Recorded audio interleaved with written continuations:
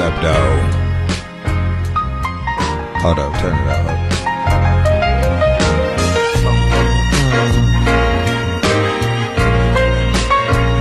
Halfway through the week, baby. Working for the weekend, baby. I'll leave it up. Hold up, I gotta get my man come on that shit. Sit yourself down, girl, and talk to me. Yeah, what up, though? Tell me what's on your mind. You listen to the All Out Show. My name is Jude Anthony Angelini. I just got my Kango in the mail. That's what I'm wearing. The golf hat, the Kango golf hat. Yeah. Okay. It's not the Cool J Kango, it's the Slick Rick Kango, but not fur. Fat white dudes ruined that shit in 99, from 99 to 2007. They were like either in the sky or fucking like whatever Limp Bizkit was called. What was that? What was the name of that rap?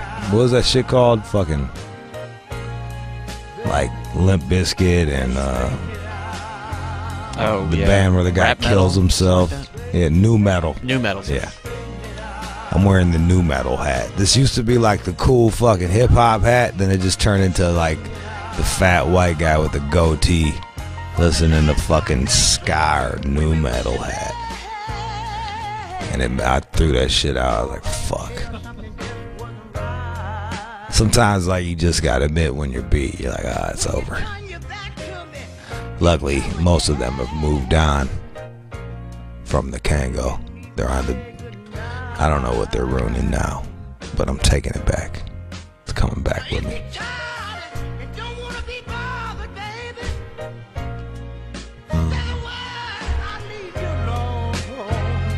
It be like that sometimes, you know.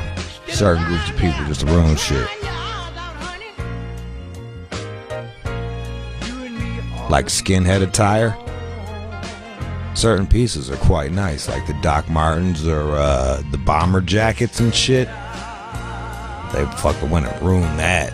Like, come on, man. But now bomber jackets are cool again. They're good. And actually, Doc Martens are cool again.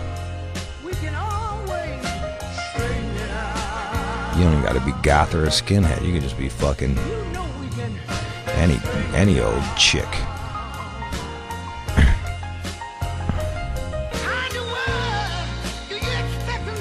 I feel like I just smashed a chick with Doc Martens on. Don't quote me. I don't remember. It's all a blur.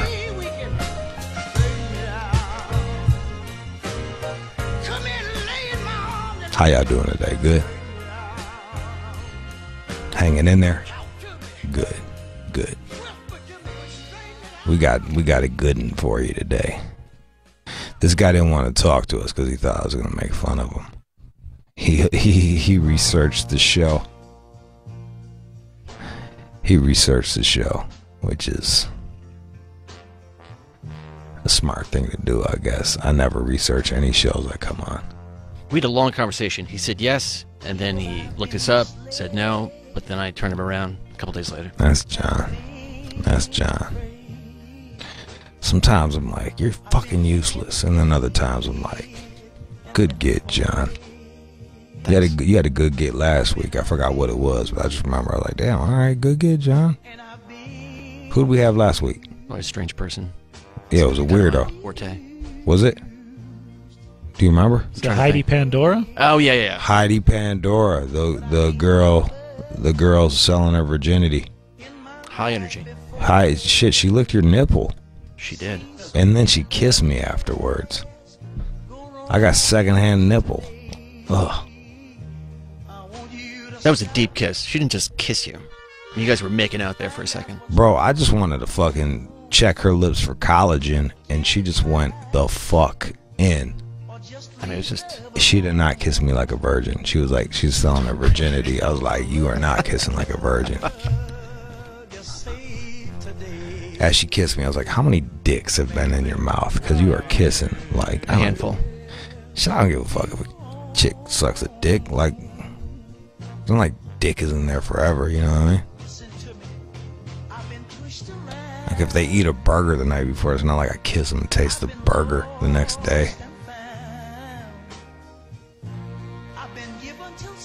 But her mouth did taste like just a hint of loser, so it could have been your nipple. She is clearly a winner. You got to go online and listen on demand. Heidi Pandora. She was wild. People fucking loved her and hated her. That's when you know you got a good guess. When they divide. When they fucking divide. Alright, so we got that. We got What Would Jude Do? If any of my bosses are listening, hey, can you guys get a fucking vending machine for here? We're in the middle of fucking nowhere, and What do you want? Crackers or something? something. I rush over here, I don't eat my lunch and shit, and I fucking come upstairs and all I got is a fucking nut bar. Trail mix.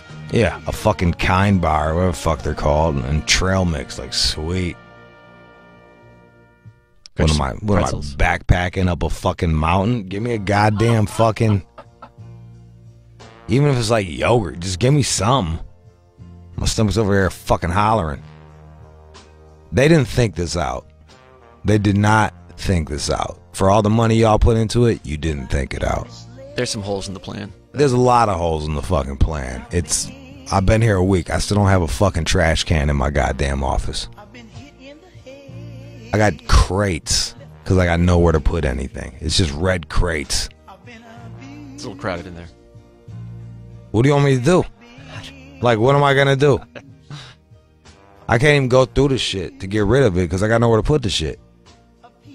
I've got a couple of cubbies that are coming our way. Good on you. They just gave me a bag. They're like, they were straight up like, throw your shit in this bag. I'm like, yeah, that'll do. How about you give me some shit where I can put my shit? Like, I don't know, a drawer. Do I gotta do everything here? Besides running a fucking awesome radio show? I'm not running, I'm on the mic, but whatever, you know what the fuck I'm saying. Turn that shit up. May very well Listen. Be on. Listen to me. Listen to I've him. been pushed around. Been pushed around. I've been lost and found. Found now. I've been given till sundown. Give it to sundown to get the fuck out of Get town. out of town. And I still don't got a goddamn vending machine. Outside, I just want some fucking yogurt, man. Who do I gotta blow to get some fucking yogurt in this fucking place? Apologize, but I ain't never in my life before. You know what I hate is like they build this shit and never like they don't talk to one person that actually has been working out of LA for the last 10 years. Hey guys, you work here all the fucking time. What be some cool things that you think we need for the fucking thing? Blah blah blah, this, that, and the third. And the worst, how you gonna have a fucking kitchen when you walk in and ain't nothing to eat in the goddamn kitchen? It's part of the lobby, which is kind of weird. Yeah, every fucking day. I don't know the guy, he seems like a nice guy, but every day I come in here, he's eating a fucking sandwich. I think I know what you're talking about. Yeah. Very nice guy. Yeah, great. Nice. Great. We're gonna have Beyonce coming in here. Some fucking dude with a goatee is gonna be eating a fucking tuna sandwich. He's a wonderful man. I know he's great, but I'm just saying, like, hey Beyonce, don't mind the fucking tuna sandwich, man, over there in the fucking corner. Welcome to Sirius, He's got to eat. home of fucking radio across the world, and strangers eating fucking sandwiches. What's that he's pulling? Oh, now he's got the chips. Okay, that's cool. Chips and a tuna sandwich. Oh. Alright, fuck it. Shit, let me play this. I'm gonna bring this shit back. I'm gonna play this shit. All right, well, this is what we got. We got that dude, the hug dude. Little Slum Village get live. Hug dude, what would Jude do? News. Don't go nowhere. You're listening to the All Out Show with Jude. What up, man? We are back. I got Kevin Eitzenberger on the phone, and he's here to talk about the men's cuddling group. It's got everybody from like 37-year-old Mormons, 57-year-old married fathers of 3, 62-year-old retiree, and Kevin. Are you one of those guys, Kevin? Yes, sir. How you doing, by the way? I'm all right, man. Which one are you? Are you the? I am the father of 3. You're the father of 3. Are you divorced? No. Married for 30 years. Okay.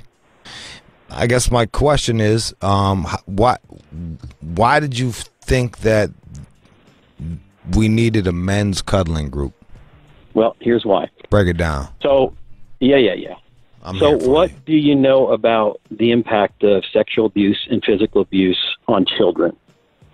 It fucks them up. It turns the girls into some freaks. I'll tell you that much. I got some good head from women that have been touched as children. Yeah. And then for boys, crazy. It's sometimes not worse, but just as bad. And having a daughter, you can probably relate to a kid being either sexually or violently abused as a kid. So for boys, all right, for the kids, I work with guys who say to me, I have never had a man touch me except through sexual abuse or through violence, and I want to be held by somebody that doesn't have ulterior motives. And these guys, I have tear-stained shirts to prove it. These guys, I just hold them like I'm their brother or their dad, and their tears flow. They have been wanting some sort of confirmation or affirmation that they're okay, that it's not their. The people that abused them told them that don't trust your feelings, trust what I'm saying. But these guys, they knew when they were getting abused that something was wrong there. But this is a way to help them heal, and it has helped. It has really helped many men. And I've been doing this for 11 years now. Are most of the men in the group, have they been abused? Yeah. Most of them in one way or another have been abused. For instance, so there's a variety of things. Like, for instance, some guys had been shunned in high school. They were not jocks. They were teased, or they were called a faggot or whatever. And they've got, so they decided to go to a group and get hugged by men because they got called fags? No. No. I was But what it did was it put them, it made them feel like they were less than a man. And so this is all kid stuff. 99% of the kid stuff. If they want, so it's about affirmation. Oh, it's about acceptance, affirmation, and affection. I call them the 3 A's. All right. So these guys that have been teased in high school or, abused, whatever it is that makes a man feel like he's less than a man, or, and that kind of thing, to get that affirmation from another man, always looking for that approval, say, for instance, to get that affirmation from a guy, and the guy says, "Hey, dude, you're cool, man. I love you, buddy. You're great. You're a man. You're whatever." And then to hear that is great, and to hear that then affirmed is great. But for the men who have been in that situation, until they get confirmation, like with a touch, like they do in sports and shit. They smack each other's booties. Well, they do, and that is like a confirmation of I am okay. The guy just put his arm around me, gave me a hug. I'm cool. And it's funny. I was just watching some sports scene, and I was just surprised at how these guys, these big brawny guys, are like hugging each other and shit. And I'm thinking, they get it because they're in sports, and they even understand it, I think. Okay. But these guys, they're pretty much very hurt. They're like, hurt animals, and they just need some really tender, loving care and some understanding. Were you one of those hurt animals? Yeah, I really was. I was. So, and there are other things too. Like, for instance, when I was a kid. So let's put it this way. All right. When I was a kid, I got a lot of masculine things taken from me, and I rejected some too. So, for instance, I was always an artist in school, even in first grade and kindergarten. So, but I was respected at that age. With the kids, they loved me as an artist. And Kevin, can you draw this? Can you draw that? Yeah. But my brother died when I was 11. He was 7 years old. He was my cuddle buddy, my goof around and rough house with. Well, he was taken from me, and then I blamed God for that. God's a masculine entity, so I was like, why did you kill my brother? Jeez, to God, How'd he die? He died of a brain tumor. Ooh. So, yeah. Was your dad in the house? Yeah. Oh, yeah. My dad and mom were married. Okay. My dad passed away a couple years ago, but, yeah, they were there. Did he hug you at all or not? Yeah, he did. I mean, he really did. So for me, it wasn't necessarily the need of a hug from my dad. It was that I lost these male entities in my life, and then, for instance, when so my dad, he was very good, and then let's see what else happened. There was some abuse by the clergy, and then there was. Well, you just glossed over that one. Hold up, you got you got touched by the priests. Yeah, unfortunately. Damn. Yeah.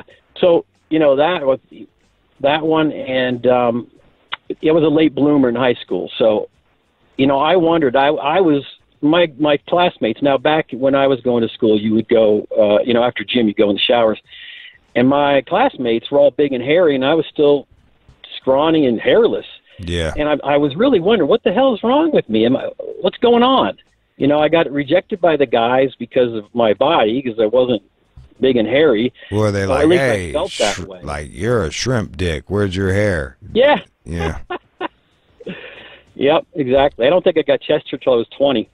Damn, but son. All those things for me, and I thought at one point that I was gay because I wanted to so badly get this acceptance and affirmation from guys.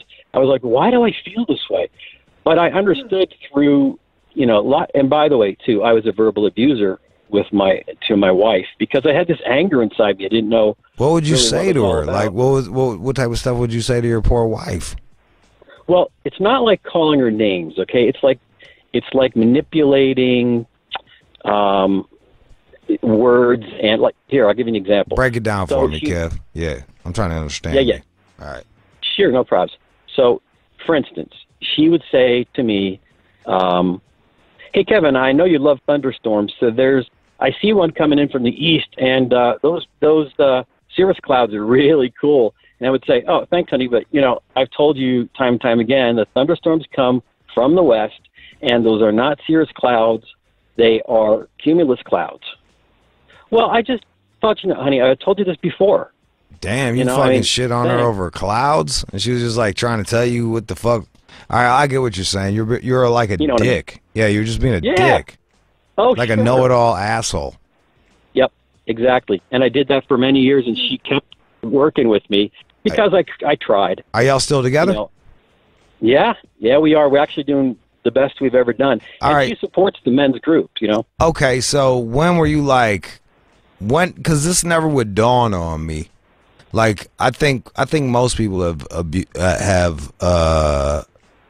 had abuse and trauma in their life coming up. So when did it dawn on you like, yo, I need to go hug some dudes? Well, I think it happened, slowly. I think it happened, I always wanted to play sports, and I wasn't bad at sports, but I just felt like I was disappointing the guys if I wouldn't, run the right way, or if I threw the ball screwy or something. Didn't know where the clouds were. They're like, it's over there, you fucking dummy. And you're like, I did that to my wife. It's a circle of abuse. Isn't that?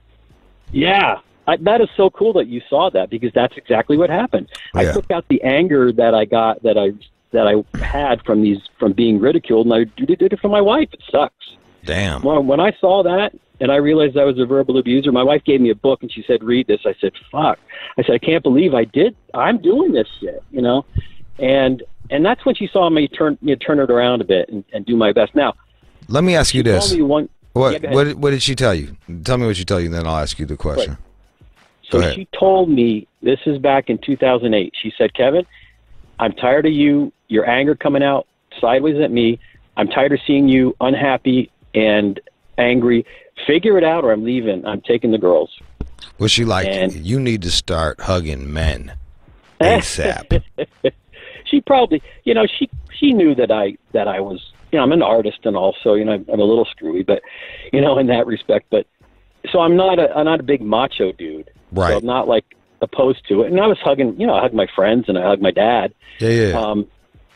But she said, so what I did was I found out that through another friend that there was this weekend called the Mankind Project, New Warrior Training Adventure. I went on that weekend, and that's what made me understand clearly who I was as a man, in this society we have today. And I was loved unconditionally by the 30 guys that were there taking the training, and the 60 guys that were there staffing it. It blew my mind. They were no judgments. Whatever I said and however I shared with them, there were no judgments. And I knew at that point, because we were very close on that weekend, I knew at that point that that's what I really needed. I wasn't a homosexual. I didn't want to go have sex with guys. I just wanted to be accepted, and I wanted that closeness that maybe I lost when my brother died. All right, so how do you start? Let's jump to you starting the group. What do you do? You put some on Craigslist or some shit? I'm serious. Here's what happened. So no, I got it. Yeah.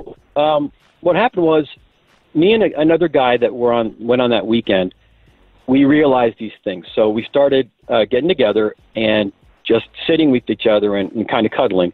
And his wife knew and my wife knew, and they were worried, of course. Were they like, "Yo, dude, we married. These dudes are bisexual," or might just be straight up gay? Well, of course there's worries, but here's what we did. We knew that we did not want to become emotionally involved, right? So just a physical. We loved our families. We didn't want to diss our wives. We didn't want to diss our families, right? And fall into temptation or something like that. But so what we did was we invited more guys to it. So there was accountability then. How did you decide who you were going to invite? Well, at that time, 10 years ago, there was nothing but Craigslist. So you throw it on Craigslist? Under strictly platonic. All right. And then I would screen the guys. I mean, I'd screen them. What would be some of the questions you would ask? All right, I'm calling you up. Hey, what's up, man? I heard you got a hug group. I'm interested. Well, first thing I have to do is I tell them without a doubt that it's non-sexual. That they're like, no worries, dude. No worries. I got you. Yeah. And then normally, though, I would, interview them on the phone. I'd ask them, why do you think you need this? And what do you think it'll do for you? And how do you think you can help other guys? And so if I felt like they were, viable, I'd meet them first and talk to them. And then I'd allow them to come to the group, because I have to protect the guys that are there. They've been. You did a lot of vetting. Were you ever? Yeah, I have to. Were you ever worried, like you see some guys show up in sweatpants and no drawers or some shit like that? Well, if first of all, we have rules. So right? What are the rules? What are like? Oh, it's kind of a long list, but give me the most important ones then. No touching between the belt line and the thigh. So no dick grabbing or booty grabbing. Exactly. I mean, and no touching under the shirts and stuff. So no under the shirt touches. No under. What if like I was just out the other night and I saw this dude give a girl a hug goodbye, and it was kind of, he threw his dick up on her leg. You know what I mean? Like he gave her that hug goodbye, but like kind of put his dick on her leg so she knew what he was working with? You got you. Can you do that? No, I think what we're there for is the reason why they value this so much, including gay guys. There's gay guys there, and there's straight guys, and there's black guys, and there's Indian guys, and there's Hispanic guys, and we're all different ages. Right. The reason why they come to this, and the reason why they hold it as kind of sacred, is because they don't have to worry about the sexual pressure. Even the gay guys, they want to be hugged. Oh, here, let me tell you something. So there's one guy that was in his late 20s. Okay.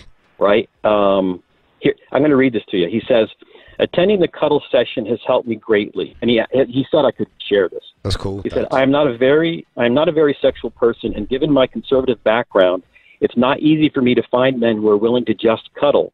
Most of the time, I end up compromising with men on hookup apps in some sort of arrangement, like I'm willing to do sexual stuff if I get 1 hour of cuddling in return.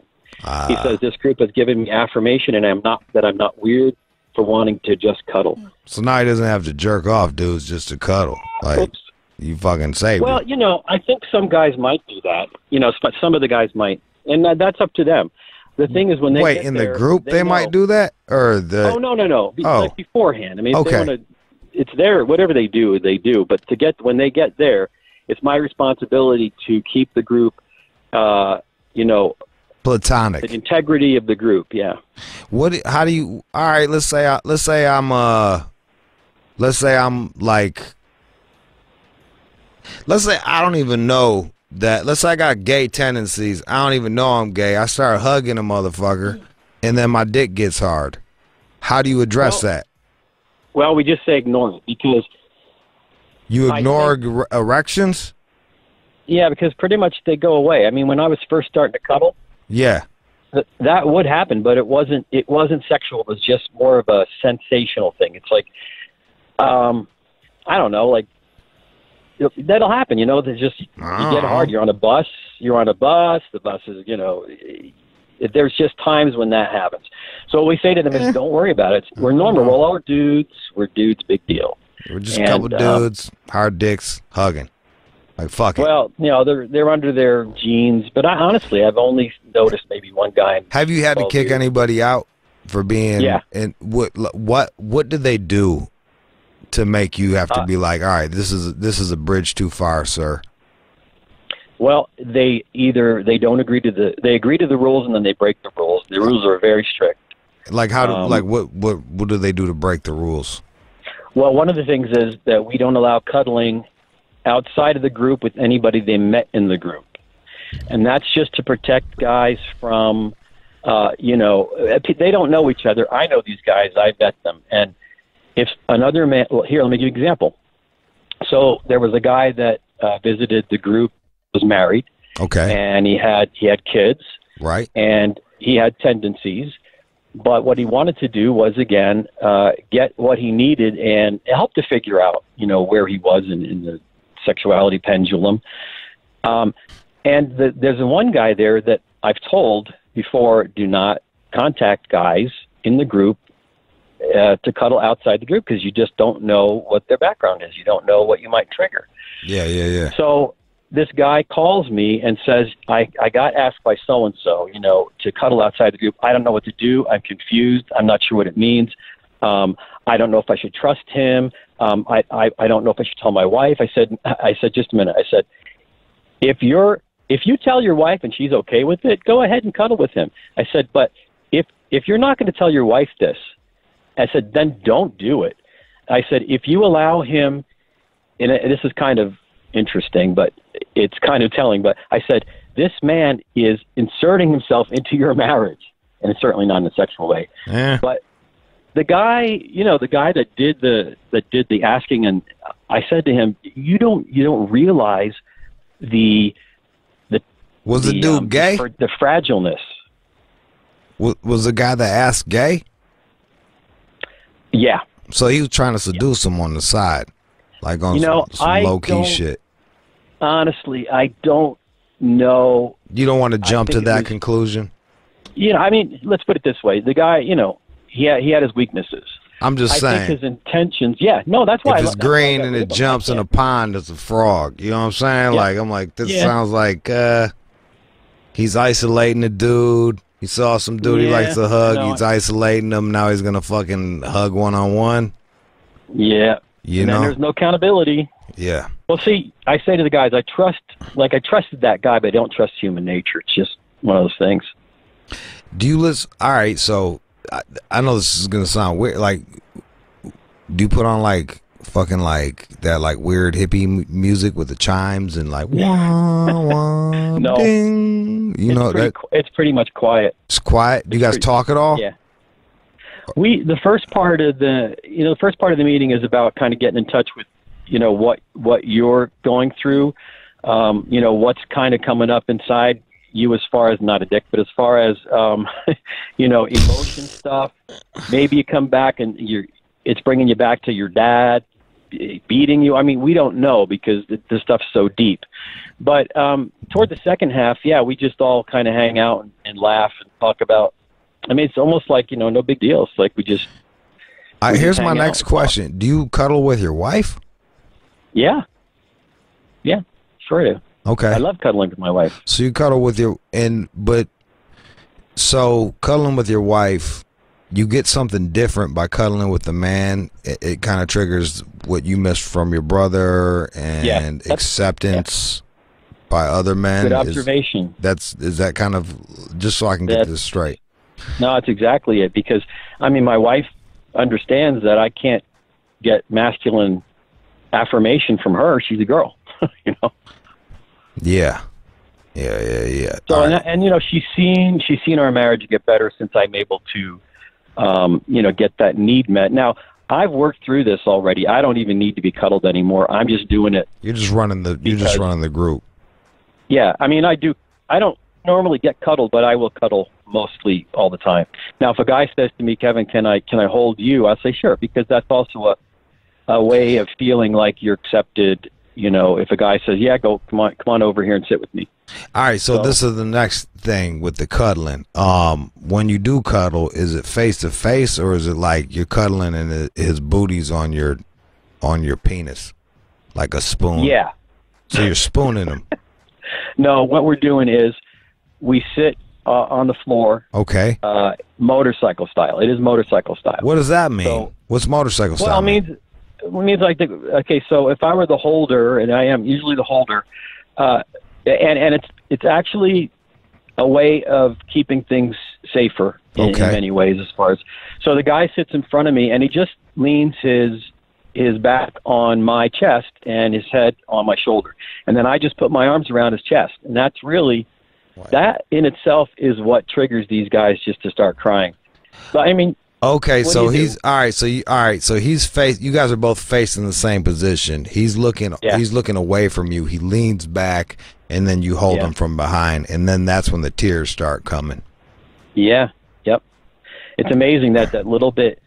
Just that's why I find this so amazing. These guys are so complicated. Their emotional and psychological build or makeup is so complex and so complicated. And all I have to do is one thing. Hold them without ulterior motives, and I don't say anything. It just happens. It's great. It's good stuff. It's different, really different. I've never heard of anything like it. That's why we're talking to you. I was like, this is interesting. I want to talk to him and learn more about this. Do you get, are you accused of being homosexual when they hear about this? Or bisexual? Well, yeah, I mean, honestly, I don't care because I am who I am. People are going to think what they think, and like I said, everybody in the group, we got such a variety of men. I don't even ask them. Have you ever had to kick out anybody for sleeping with each other? No. Okay. Nope. All right, we're gonna play a song. Your story has lit up the phone lines. There's not one empty line on the call screener, and I want you to be able to talk to these cats. So what we're gonna do is we're gonna play a song, and we're gonna come back and you can answer some of their questions. Okay? Yeah, I got some time. Sure. 888-742-3345. Play a quick one, like a little 3-minute joint, or if you want, I got one on this side. All right, you got it? All right, let's go. You listen to Shade 45. If you're just tuning in, it's a men's cuddling group, and they aim to redefine masculinity and heal trauma. I got Kevin Eitzenberger on the line with me. Let's go.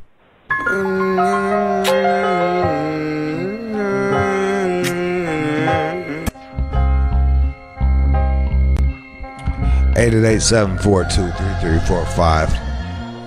We got an interesting caller on. Kevin Eitzenberger. Men's Therapeutic Cuddle Group is what he runs. He's a 57-year-old married father of 3. What do your kids think about this, Kev? Yeah, pretty neat. They totally support me. And interestingly, this article is what sparked all this article in the Philadelphia Inquirer. Okay. A woman who was researching, for a reporter found us on Meetup and said, this sounds interesting. So the woman who does the health and wellness column in the Philadelphia Inquirer called me and said, what do you think about, doing a story on this? And I'm like, well, it's kind of private thing. And I know the guys are very private about this. Anyway, one thing led to another, and and then we were coming right down to the wire where she was going to come in, and she interviewed me on the phone, interviewed my co-facilitator, and she was going to come to the group with her photographer, and I just thought, I don't know if I'm going to do this, and I was a little worried about getting my name out there, and there's been a lot of shit that's been said about it, but you know what? I can imagine. The coolest thing was my oldest daughter said, Dad, you have an obligation as a Christian man. You have an obligation to do this because you may bring this idea to other men who otherwise would never know that this is something they can tap into to get the healing they need. And my other daughter said, Dad, you know us. We're Eitzenbergers. That's who we are. We're always ready to go forward. We're always ready to take risks. Do it. And with that, I said, okay, let's go on with it. So now it's gone viral, and actually, heck, it's been in the Chicago Tribune. Ben Shapiro said something about it on his website. Rush Limbaugh said, "What's this world coming to, and not a good way." And I got the call from the Kennedy News Service in the UK. And this is kind of funny. There is a television show similar to The View. Yeah. And it's in the UK. It's called Loose Women. Hey. And they are doing a little piece on it next week or the week after. Are you afraid that they're not going to take it serious and kind of make a joke out of it, or what? Well, here's what I did. I looked and I took a look at what they were doing and some of the topics they discussed. They're really not quite as gossipy, I think, as you might think. Okay. But I took a look at what they were doing and how they were treating, people and topics.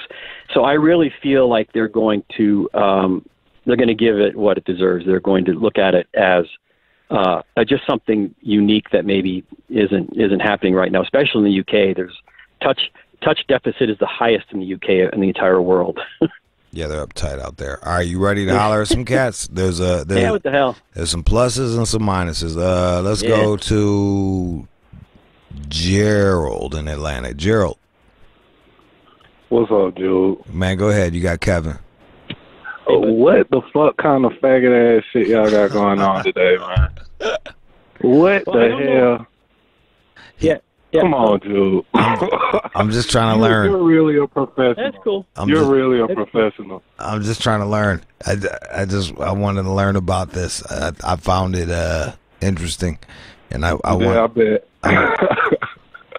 That wasn't what it was. That's not what was written on the call screener. By the way, Kevin, sorry that they called you a faggot. Yeah. My bad for him calling you a fag. Sorry. That's okay. Okay. Hey, until you've really experienced a person in your life who has been either sexually abused or physically abused as a child, you can't really make a judgment call on what I'm doing. It's just, you can't. Simple as that. All right. Gerald, what do you say to that? Are there like preferences? Like, do y'all have people come in like, I wanna cuddle with the big black guy? That's a good question. Is there who's the most popular cuddler?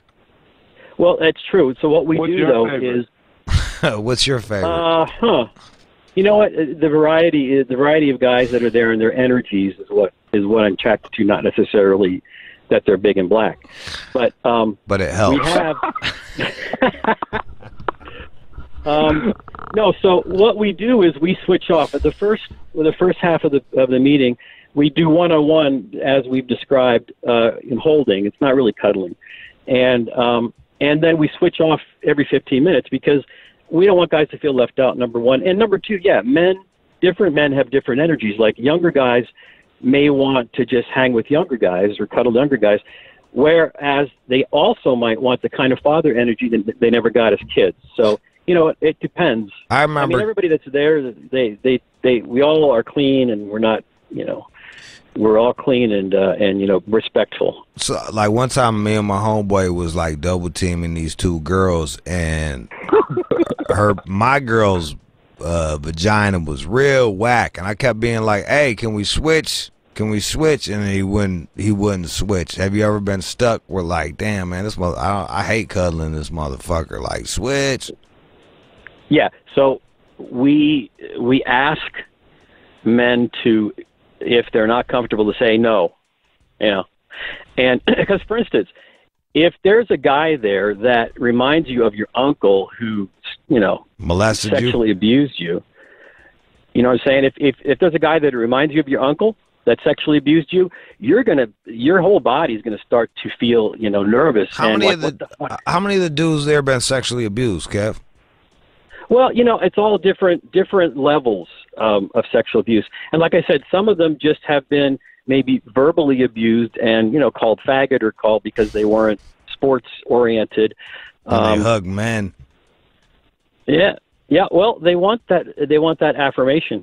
And some of the guys, I believe, like some of the guys that are married, they come to realize that maybe they don't want sex because it gets all convoluted when you're little, and then you start to enter into puberty. It gets all convoluted as to what you really want.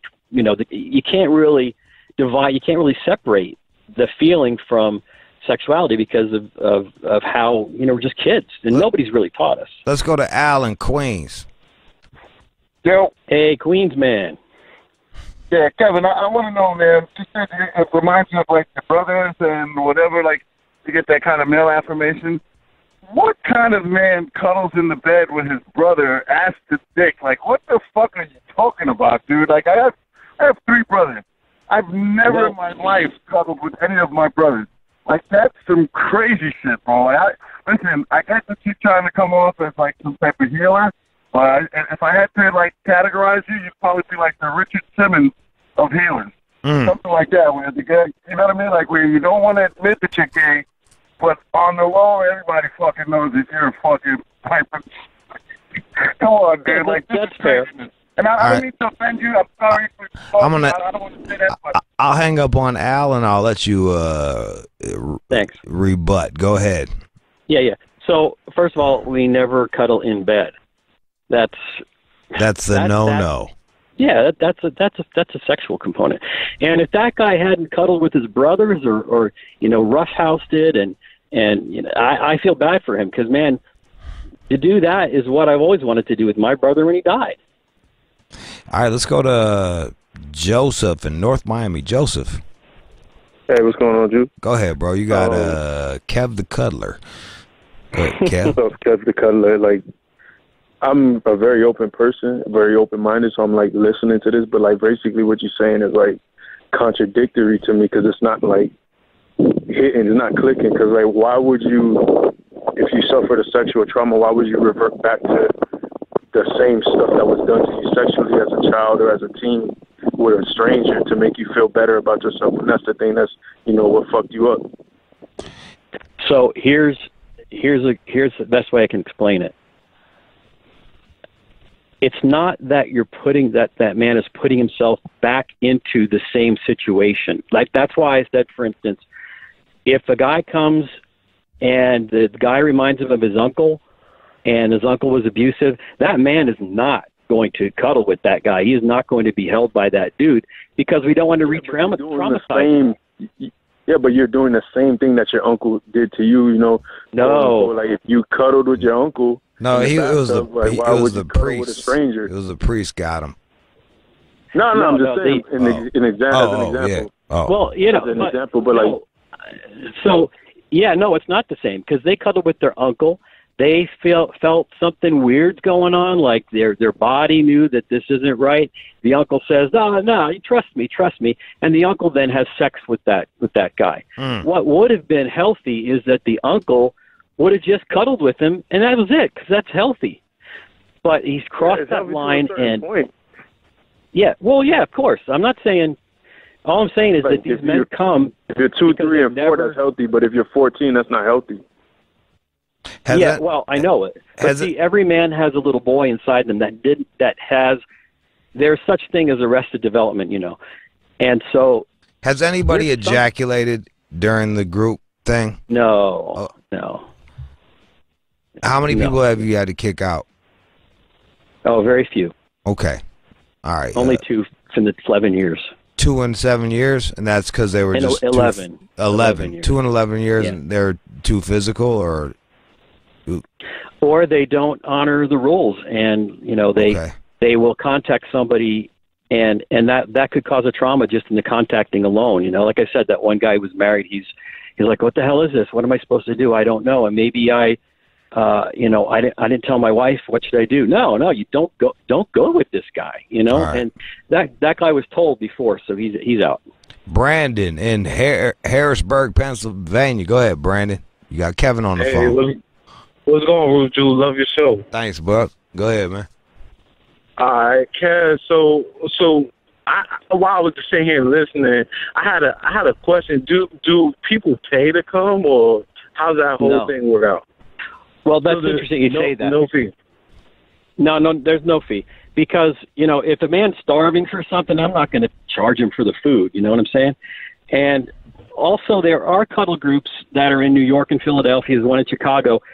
And you can go to all-man cuddle group if you want. It's not therapeutic per se, so there's some danger there. But they're also charging $35, you know. So this is, you know, an act of – what's that?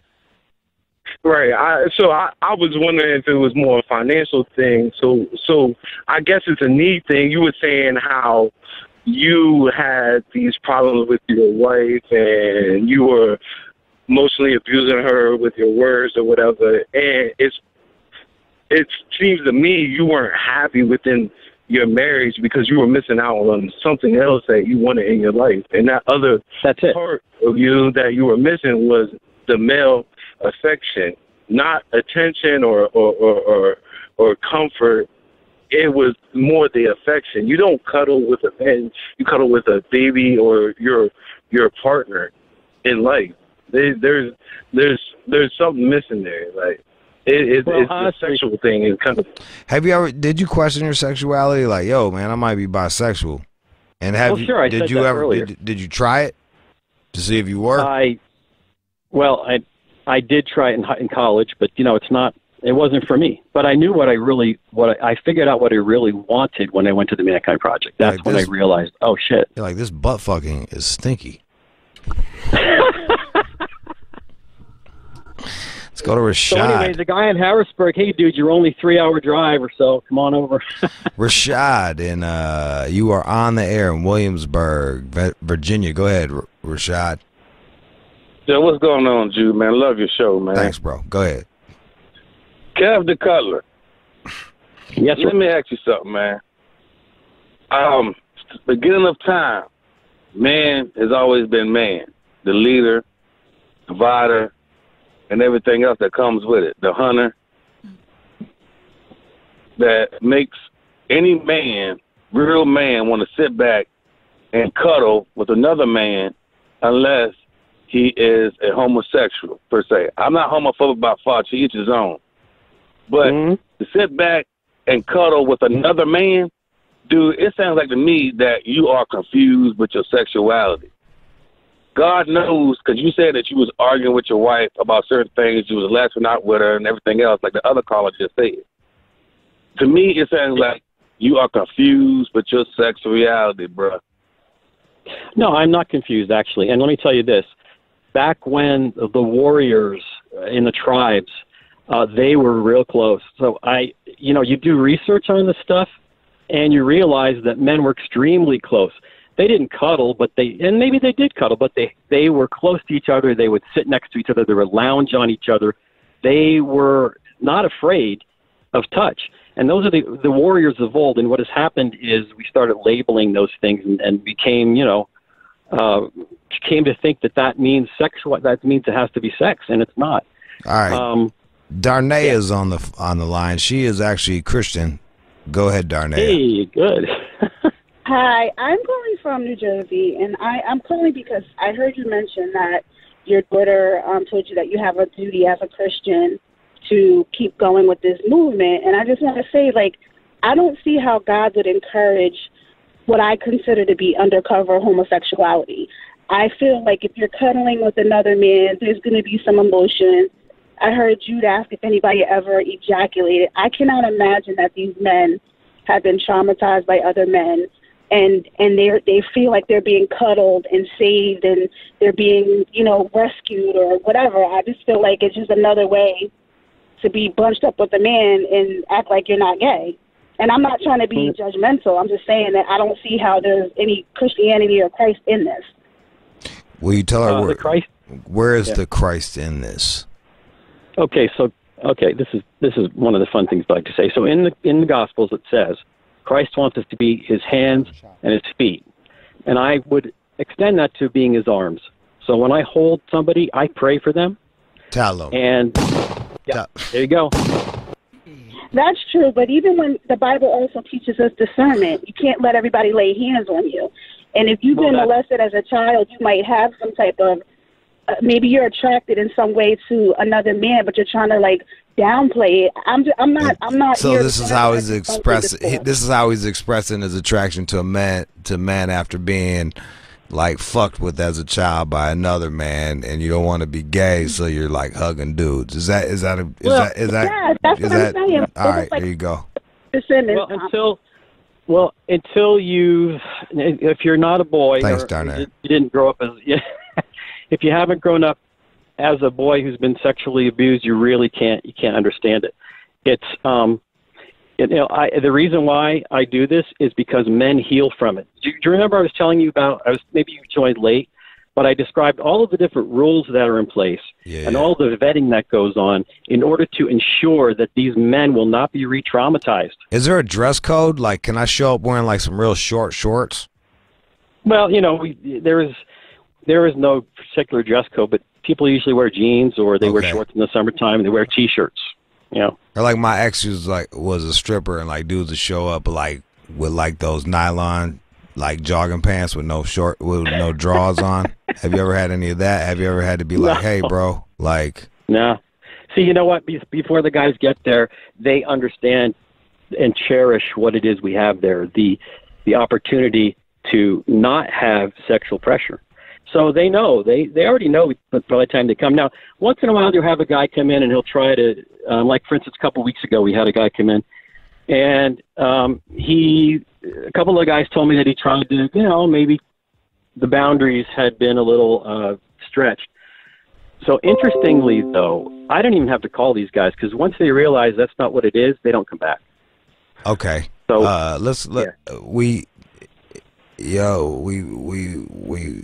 we missed Alex. Alex hung up. I was going to you next, Alex. But LaToya, go ahead. Let's get another lady on here. Go ahead.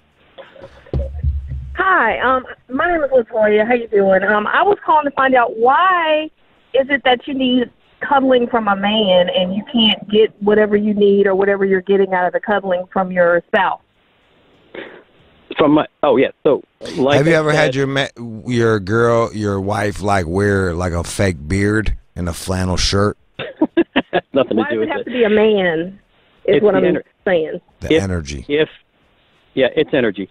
If my wife knows that I get my feminine cuddling and affirmation from her as a man, But when you have a deficit growing up of needing the affirmation and acceptance from other men, or you've been abused sexually, there becomes this need to be reassured that you are a man, that you are not dirty, if you've been sexually abused. And the best way to heal that, some of the guys say, well, I've been to counseling for 8 years on this stuff, but it only goes so far. I want to be in a place where I can be with guys, not be afraid of touch. And let me say this too. I say cuddling, does it make you want to like sleep with your wife once you get done doing all the dude cuddling? Like are you honestly, open? Yeah, in a way, it's kind of neat because when I'm done cuddling, I feel really good about myself, and it helps my marriage because, like I said, I've been pretty much healed of this. So I do this because I know how it helped me, and so I'm helping other guys too. And so I don't get cuddled, but I do a lot of cuddling because I understand it. Now, when I say cuddling, I use that term as a marketing term, honestly, because the first half of this, we really don't do cuddling. We do holding. I call it more holding. Tomato. You know what I'm saying? Yeah, right. If I walk in on my girl holding a dude, I don't know, like it's cuddle, hold. Yeah. I'm just saying it's not. It may not. People have different ideas of what cuddling is. So I just wanted to. Frank in Tampa. Frank. Yo, hey, thank you for taking my call. You the man, Jude. Go ahead, man. Hey, man, dude's a super faggot, dog. The dude already fucked somebody in college. He had just admitted it. He cuddles with dudes. He's super faggot, and I feel bad for his wife. She must have the lowest self-esteem ever, knowing that her man hugs and cuddles with dudes and probably does reach-arounds, considering the position that they sit in. All right. And bro, let me get your wife's Twitter number. So All right. Sorry about that. I wasn't ready for that type of anger at you first. And when you keep that guy probably was abused as a kid, and probably doesn't quite know what to do with it, and so he's got this anger inside, and it's coming out in the wrong ways. That's not what he wrote down in the thing, just so you know. Sylvia, go ahead. Sylvia is a social worker. Let's hear from a social worker. Go ahead, Sylvia. Hi, this is my first time calling. I listen, and it's some crazy stuff, but this right here I did want to comment on. I work in Child Protective Services, and I deal with children who have been sexually abused, molested, and things of that nature. Molested? And I feel... Keep going. Yeah.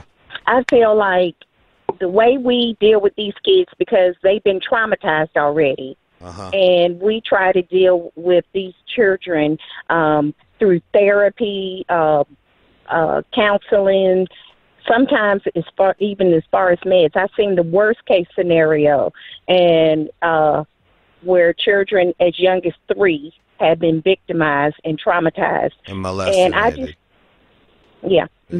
and I just feel like these kids, I mean, as a man, when you become an adult, these kids don't have a voice right now. They're young kids. Yeah, but he's not hugging kids, Sylvia. These men are making their own choices because not every man will want to do that. All right, then what's your point, Sylvia? Just jump to it, because because I don't think I think that just re-traumatizes that kid in that adult now. So, and I just think it's just something that's an interesting point. So have any men been re-traumatized by being held by another man? Has it triggered something, an emotion? Well, is that what you want to ask, Sylvia? I guess she's off. Yeah, I guess I lost her. All right, go ahead. Well, first of all, these are men choosing to do this because they feel that this is what will help them to deal with the trauma that they had as a child. So, they're there because they want this, and they know that intrinsically inside, like the one guy said, or there's another guy here. Let's see. So, yeah, I'm not going to read this, but so the No, there hasn't been, and that's because I vet these guys. You know, I know what their lives are like, and we really keep a close eye. Myself and my co-facilitator, while we're there, we are watching men and making sure that their body language isn't showing that they are, you know, getting re-traumatized. And then there are men. The men will ask us. They'll say, "Can I talk to you outside?" So we'll go out, you know, of the room sometimes and talk to these guys if they're really having some things coming up from the past. All right, so we got time to take 3 very fast phone calls. 888-742-3345 is going to be Michelle. Damn, lost her. Fuck. Okay, so it's going to be Pedro and it's going to be Vito. Those will be who do you want to talk to first, Vito or Pedro? Okay. I like the Pedro dude. All right, let's see. Pedro. Hey, what's going on, Kevin? How you doing today, boss? Hey, buddy. Good, thank you. Okay, I'm going to get straight to it. When I was 10, I was sexually molested by my 4th grade teacher. Made national news and everything. Everybody didn't know it was me until later on whenever I got older, and I shared it. And I'm be honest, and this is no offense to anybody that wants to go cuddle or anything like that, but I never once have thought about wanting to go cuddle with another man. If anything, I avoided men because being called a faggot your whole life up to so many years, you know what I mean? I never once wanted to be around men just for that reason.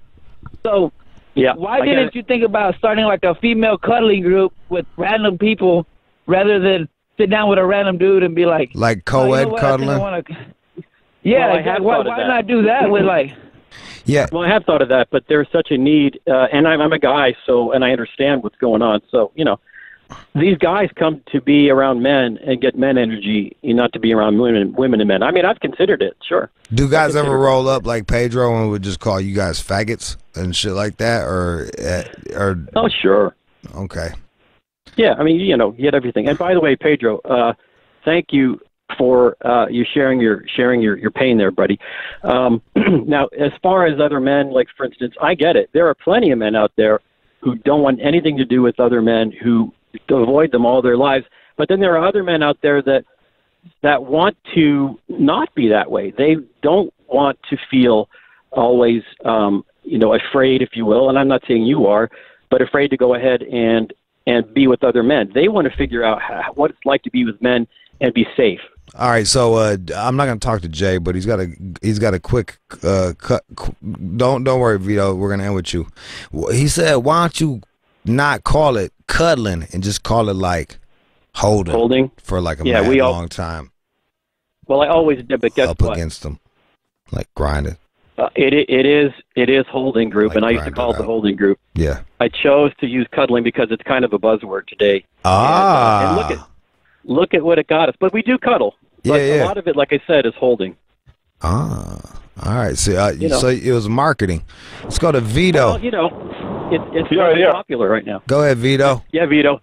How's it going, brother? All right. Cool, man. I'm going to try to keep it quick, man. What's going on, bro? I'm not gay at all, like, for real. I'm a straight, devout Christian, legit. In fact, we bringing up the Bible. If you read the scriptures, while they're on the table, there is a disciple that reclines on the chest of Jesus, kind of like what you're talking about. So that's one. That's St. John. I understand the concept. I would never join. I'm straight, but I understand the concept. Let's say I was racist because I always got beat up by a white man, and I come to this group, and a white man holds me, and, it's not like a violent way. That might help cure my racism. You know what I mean? So I get the concept and essence of it. Like you're facing your fear. You're coming and seeing that the thing that you were fearful of, the thing that has been holding you back, it's really not that. Like it doesn't always have to be sexual. I think in this society, in this sensitive culture, there's trigger words. Oh, man on man, gay. But do you say if they don't have a sexual attraction, how is that gay? What if this really is therapeutic for people, for real? Do you say no homo before you hug them? Like it takes no homo. It takes a frickin' a lot of courage for these men to come. They might come up to the house and speed away because they're just so nervous. Yeah. And it takes me effing courage to do this too. Yeah. But I see the positive. You didn't want to talk to us. I'm willing to put myself out there. Yeah. Yeah. You didn't even want to talk to us. Yeah. What were you gonna say? I was going to commend that guy for getting it. Right. He understands. He understands it. Well, we'll end with somebody understanding it. Kevin Eitzenberger, it's a Cuddle group. Where do you guys operate out of? Philadelphia. Out of Philly. I guess if you want to brotherly love. If do you got a website or anything? Well, you have to go on Meetup. Go to Meetup. And then, just look, type in Men's Therapeutic Cuddle Group. And that's another reason I call it Therapeutic, guys, is because it really is, that is our intent, is to help men get over whatever it is they're dealing with. And if this is going to help them, it's going to help them. So that's why it's not just Men's Cuddle Group, it's Therapeutic. It really is. All right. Well, I appreciate you calling up. It's not easy to call up to a hip-hop show and tell people that you hug dudes for a mad long time. With like I got it's a challenge, and I love taking a risk. So cool. Yep. Good talking with you, buddy. All right, Kevin, you take care. Give my best to your wife and the daughters and everybody else in the Cuddle group. Okay, buddy. Thank you, man. Be well. Yeah. That was wild. All right. Learned some new shit today. Let's play some music and come on back. You're listening to the All Out Show with you. Alrighty, we got the news coming up. If you missed any of the news, go to Sirius.com. Download. Go to fucking On Demand in there. Look for Rude Jude or All Out Show. I ain't hard to find. It ain't hard to find me. Beach. It ain't hard to find me. Also, follow. I'm doing White People Wednesday. One more Jude. ONEMOREJUDE. I used to do it on the air. And motherfuckers turned bitch made, so I stopped fucking doing it. It just wasn't worth the headache. So now I do it on my motherfucking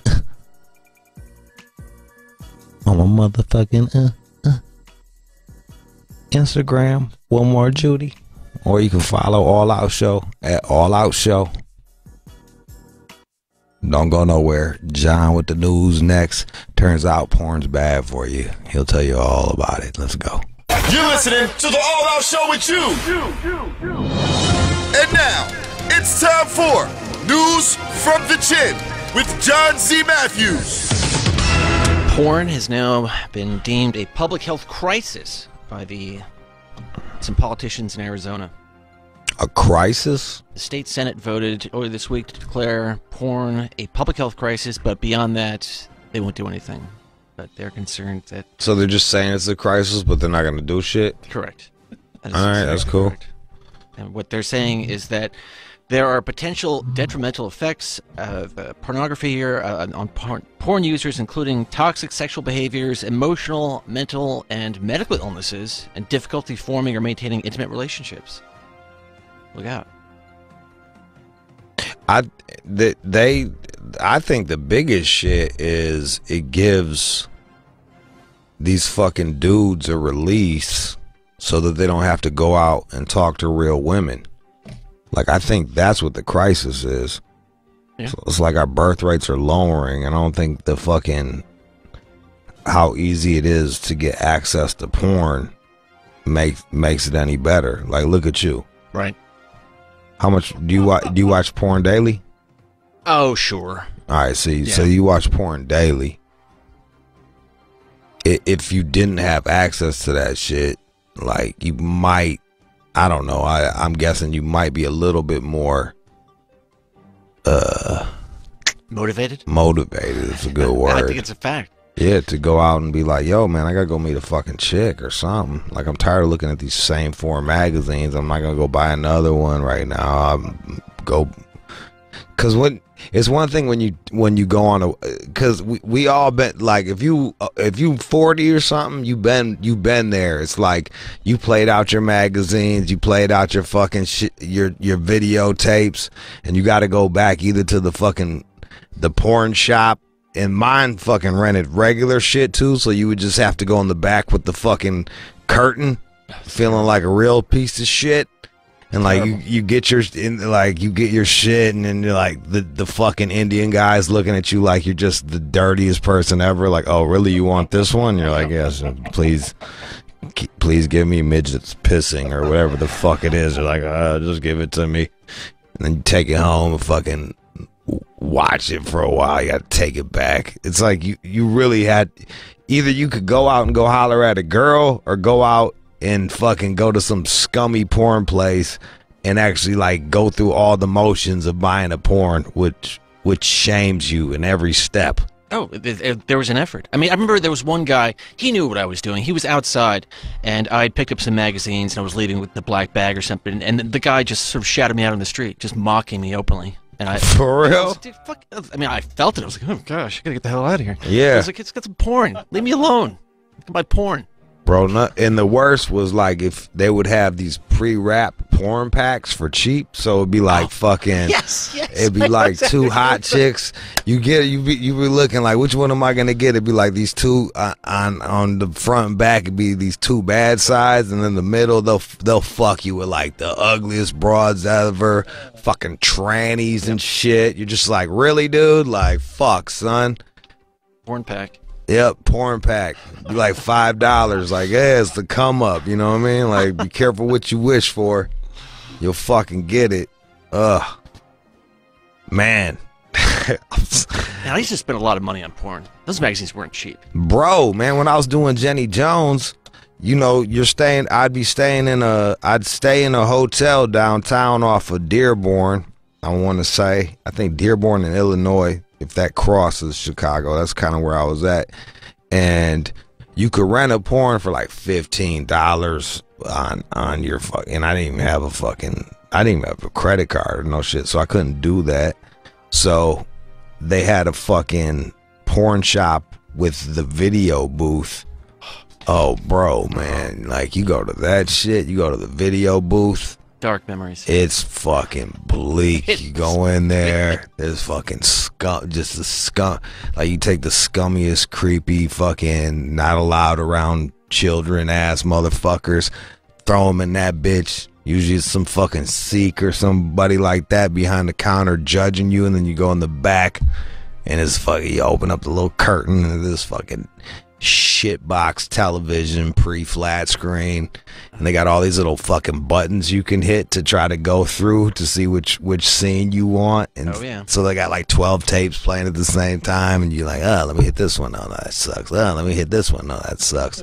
And the whole time it's like you're fucking sitting in the smell of cum. There's a smell of fucking dude's splooge. It's just like just baking. You're like just heating up the room, baking that shit. You can almost taste it. Fuck it.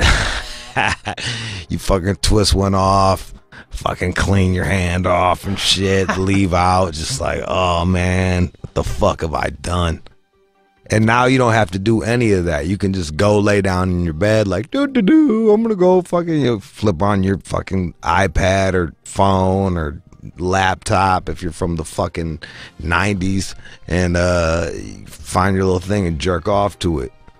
Like, it's real very convenient. It's very convenient, but it is bad.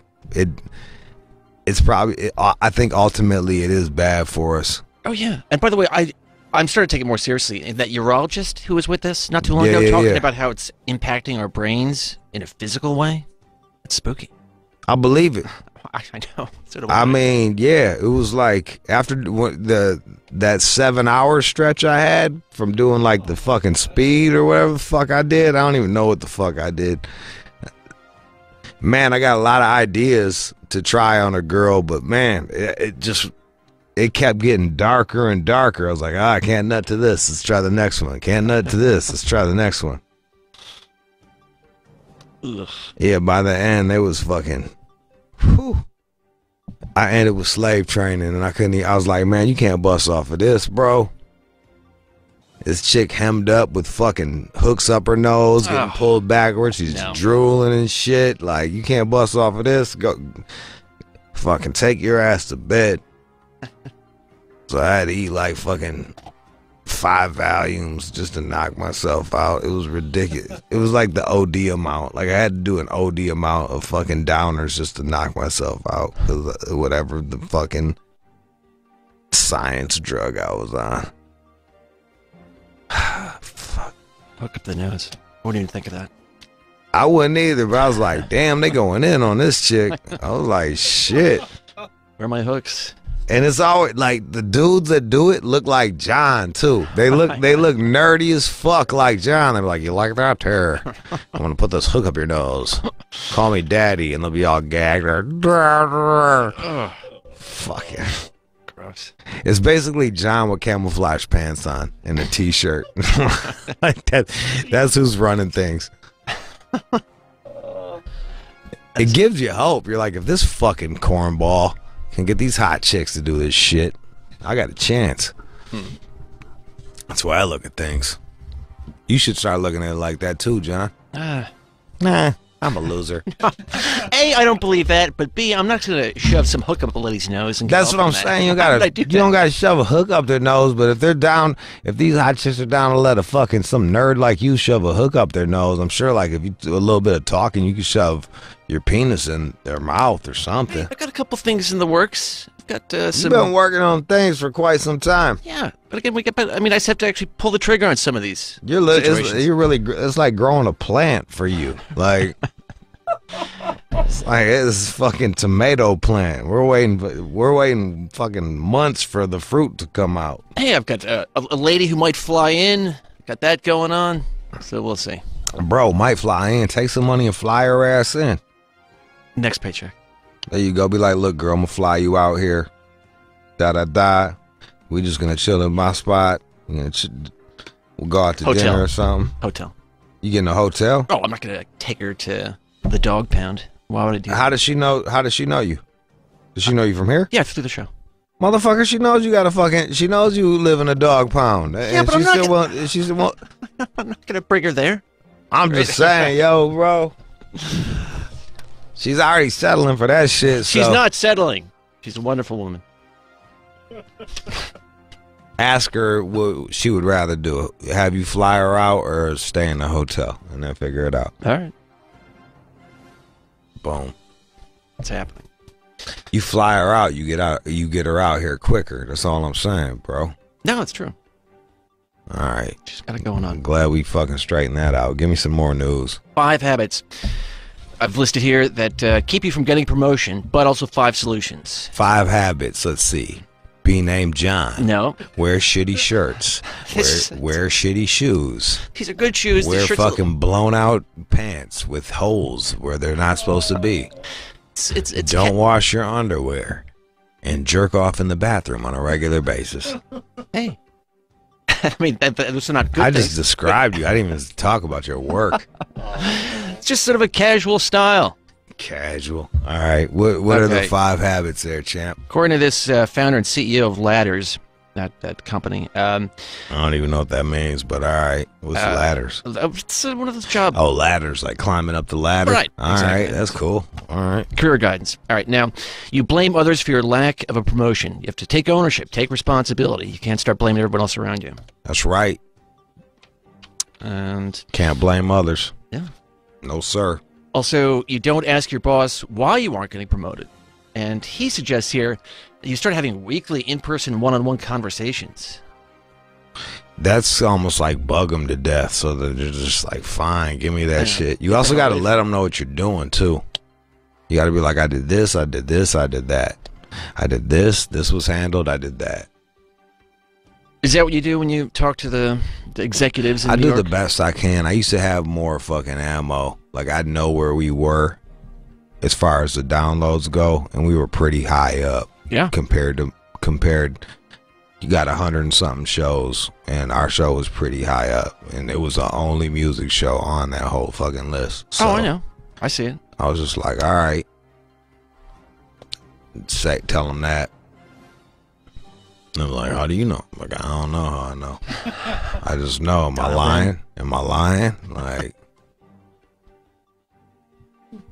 and I agree with that number 2 as well, because Tatiana actually told me to do that, because that's what she did, and she bugged our boss, every day, every day, every day. Well, weekly. And Tatiana will bug a motherfucker. She don't give a fuck. Yeah, she has no caring, and within a year, she got promoted. See? Okay.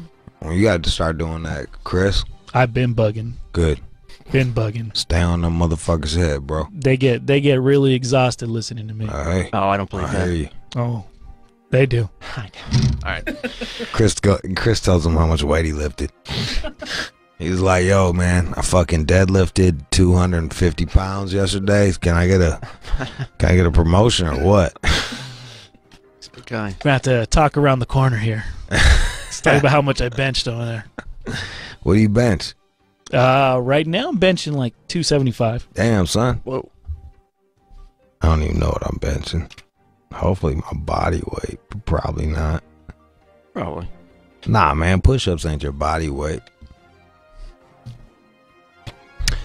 Another problem here, you're misunderstanding the company culture. So if you're wearing T-shirts during client meetings, you're kind of shooting yourself in the face there. That sounds like someone I know. I look perfectly acceptable. I do. There's certain days when the jeans are a little too holy. All right, I had to retire those. Those are gone. But by and large, I think this one's okay. A little big. No. You said it. I didn't. It's a little big. It's not even like a style. I'll wear shirts that are big, but it'll be thought. I'll know that they're big, and it's like a style that I'm rocking that day. This is from a thrift store. This is what's going on here. I know. I go to thrift stores too, bro. Like, you see this? You see what that says? That's Perry Ellis America sport fleece. You can't get one of these bitches unless you go on like eBay or dig in a fucking thrift store. All right. Looks good. Yeah, it's like old school fucking late 90s fucking swaggy boy fucking shit. I'm swaggy boy. I believe it. And also it's like I got even like when I'm wearing all this crazy shit, I got these weird expensive pieces all on me. So to fucking signal shit. Signal what? Success. Right, fine. I'm just not upset. Sakes. I'm just not obsessed with fashion like you are. Just not, but this is me. I'm just rubbing my head. It's not even about fashion. It's about fucking sending signals, man. All right. You know what signal you're sending? Homeless. La-da-dee-dow-dow. La-da-dee-dow-dow. With a little more money, I'll go out there with Domo if she'll advise me, and she'll... Get Domo to buy you some shit. No, fuck that. Fuck, she ain't man. I'm not gonna have her buy me clothes. Are you crazy?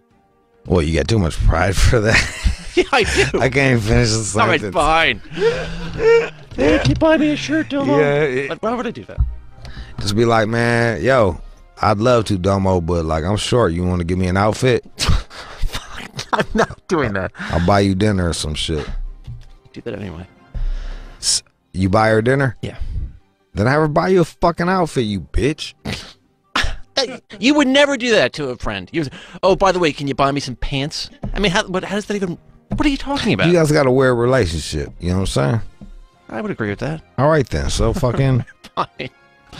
You guys are friends, but you guys are weird friends. I go that far. You're like friend zone, but then you buy her dinner and then you listen to her talk, but you don't. What do you get out of it? You go home and jerk off thinking about her. Fucking fag. I haven't jerked off to her in a long time. Long time.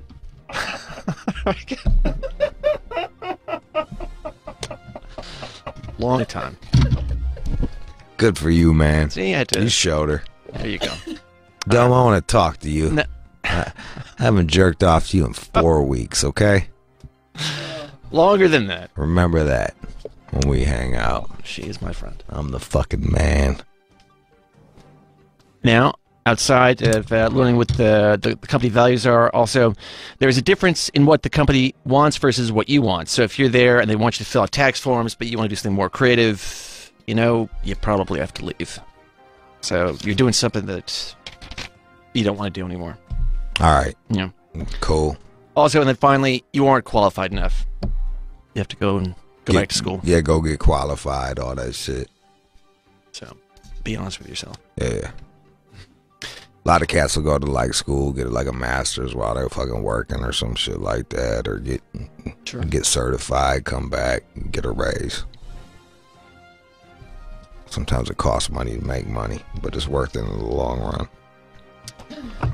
Uber and Lyft drivers, they're upset, and they are striking today. Some, obviously, this is kind of hard to organize everybody, but Uber, basically, they are striking for pay transparency after algorithms made it harder to understand where their money's going, and they're just making less. Break that down for me. Well, the idea is, at some point, this new system, it looks like, unlike traditional taxis, which pays drivers a set portion of the fare, drivers are instead paid according to time and mileage, regardless of the ride's price. Oh. So they're getting screwed. They're doing that shit all up, bro. That sucked. They do that shit all over. And I swear to God, like LA, we're like the most woke city and shit, but they're like, oh yeah, we care about immigrants. They'll straight up hire illegal immigrants and just fuck them over. These so-called progressive liberals. They charge like, they'll charge you go to a restaurant. A lot of these restaurants out here, they'll have an automatic 20% tip that you gotta pay for, and then they'll have a tip line on top of that bitch, just if you're a sucker.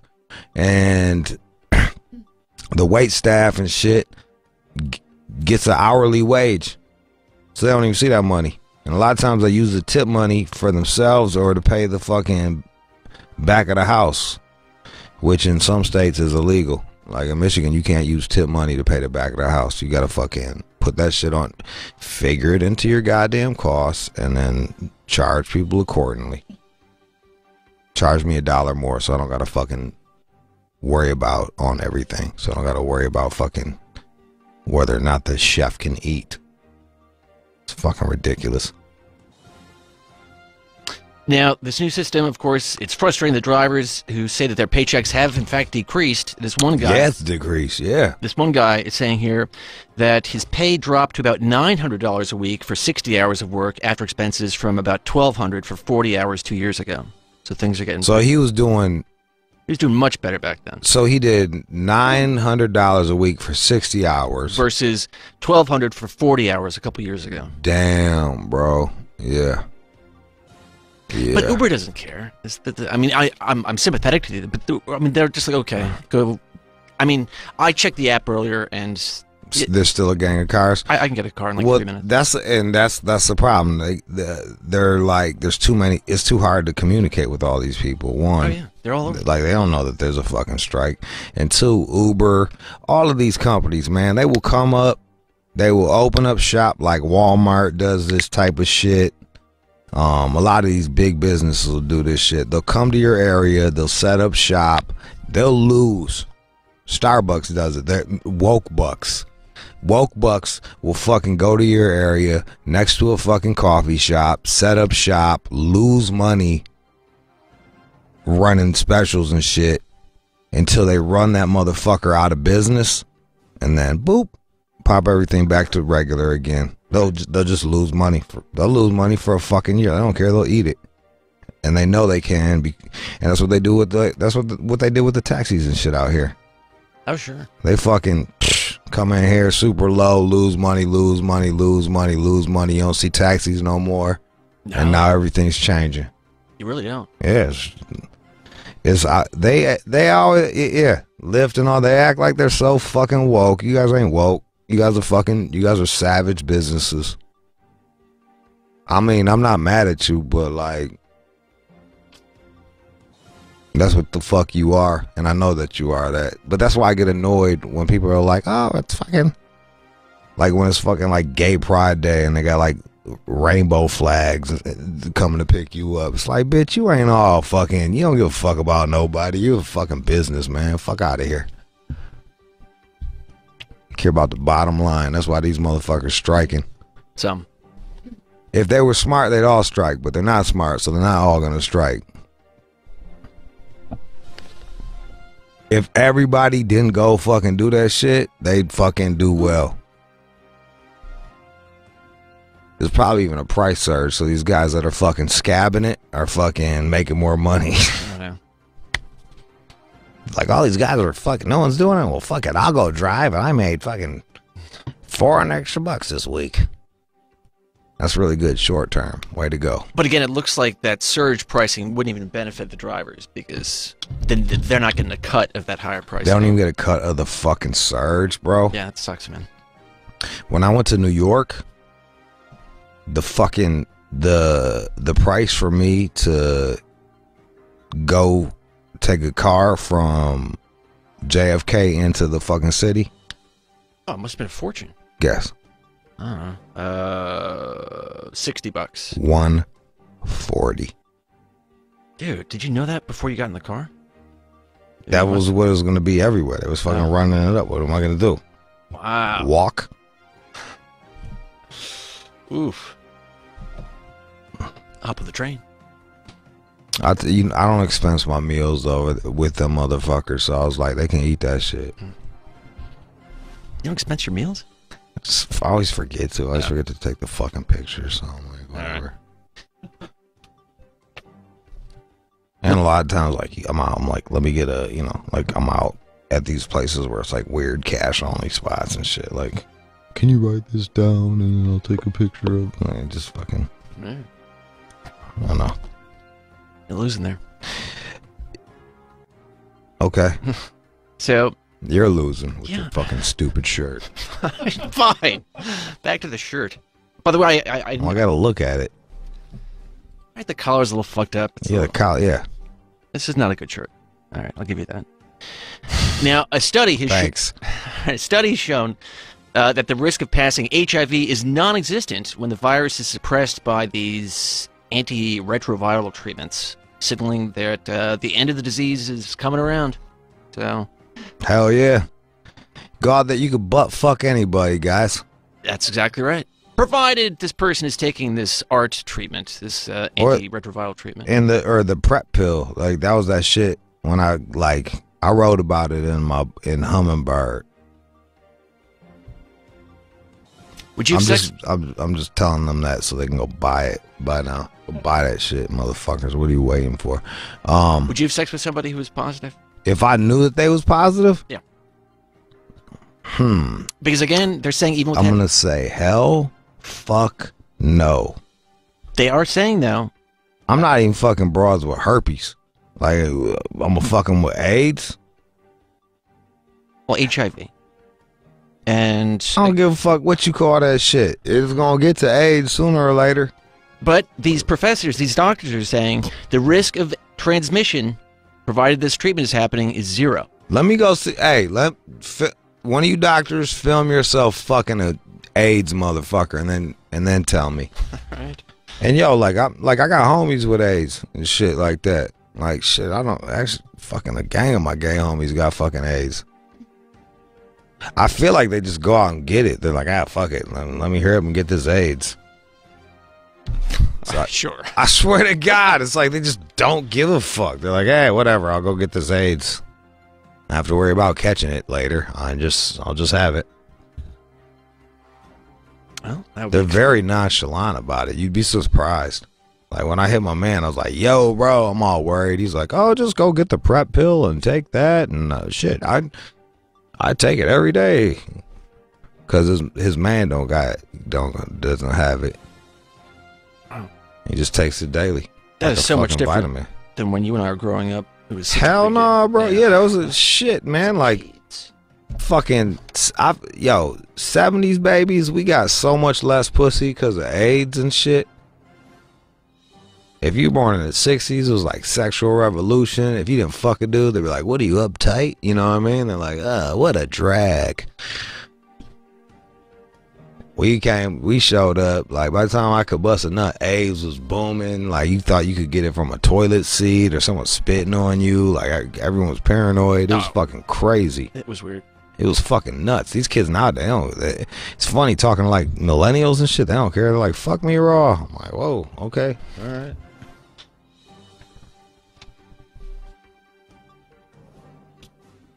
Now, there's a roller coaster, if you want to watch this for a second, up in Canada. All right. And this Yukon Striker. Yep, this is just outside of Toronto. It plunges riders 245 feet into what they're calling an abyss. All right, let's see. Play it for me. Let's pull this Put up. it on big screen so I can really feel the magic. It may not work, but we'll... There it is. Let's see. All right, they're going down. Oh, hell no. It's pointing down. It just waits a second. If I'm going to do it, I'm going to get in the front like my man. Woof. Oh, shit.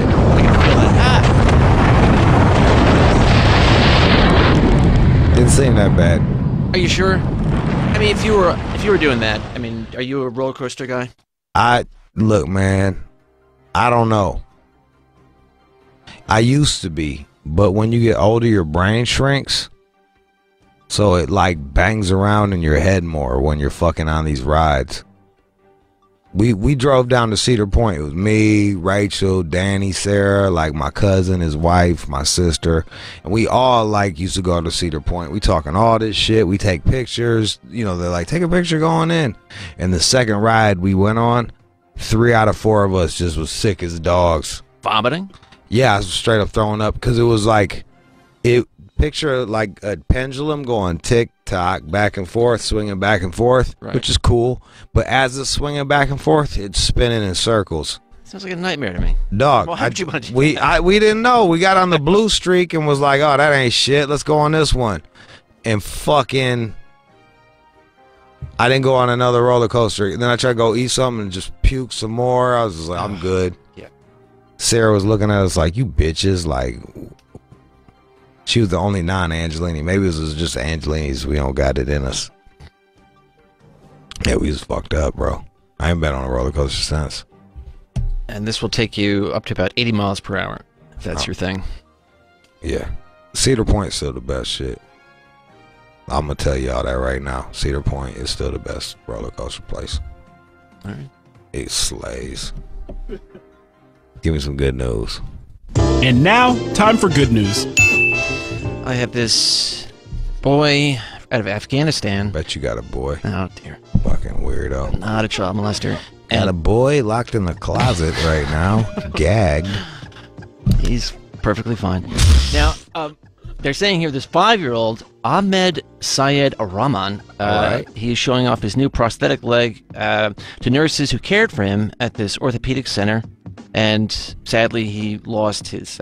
he lost his leg from a bomb or some shit? They're saying here a bullet as an 8-month-old during a battle. God damn. Who was he fight? Who was fighting who? Looks like the Taliban and Afghan government forces. They're all going back and forth. Boy, I don't want to go there. Taliban still out there. Still out in that bitch, huh? Oh, yeah. I would not go to Afghanistan. I was reading somewhere that like the Taliban actually has more shit now than they did fucking 10 years ago. Like they took over more space. They are resilient. Shout out to GW for fucking all that shit up. That went well. Thanks, man. And everybody else who continued the war and then fucking left without just leaving a vacuum of power to be filled by gangsters. Thank you so much. All the presidents. Go ahead. But despite all that, again, this kid is happy with his prosthetic leg. Because he doesn't know what happened 10 years ago. Come on, let's watch him dance. All right, let's see this. Oh, they're going to have him dance? Oh, he's getting it. Oh, yeah, he's getting it. Go ahead. He's doing a little dance in a circle and shit. See, he's happy.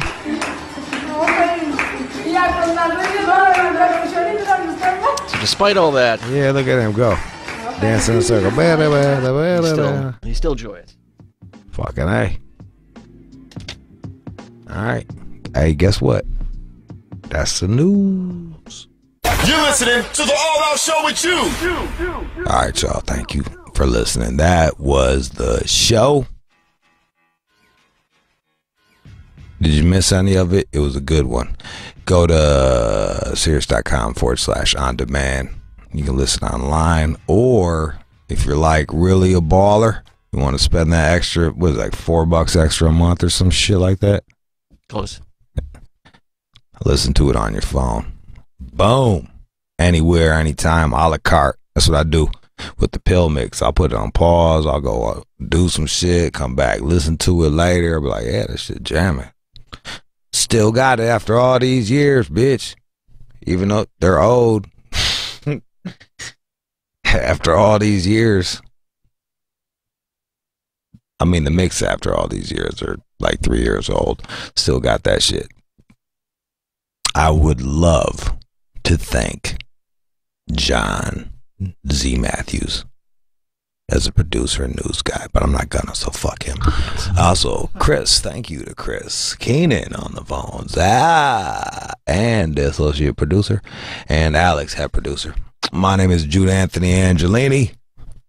Tune in tomorrow for more All Out Show. Oh, you can eat pill mix tomorrow too. Hey.